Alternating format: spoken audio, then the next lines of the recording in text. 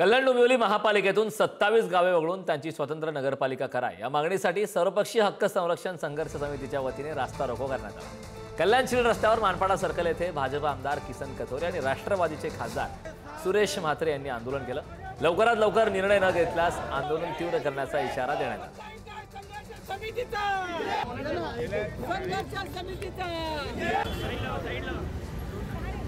सर्वपक्षीय आंदोलन आपण पाहिलं असेल, सगळ्याच पक्षाचे सगळे स्थानिक भूमिपुत्रांचे सगळेच नेते होते। निर्णय लागेपर्यंत आमची भूमिका ठाम आहे। आमचं आंदोलनाचं पवित्र कायम असेल जोपर्यंत निर्णय लागत नाही। आणि म्हणून येत्या पुढच्या आठवड्यात शक्यतो मुख्यमंत्री महोदयांची मीटिंग होईल आणि त्याच्यातून काय मार्ग निघतो आपण बघूया। सुरुवातीला आमची मागणी होती की ग्रामपंचायती असाव्या।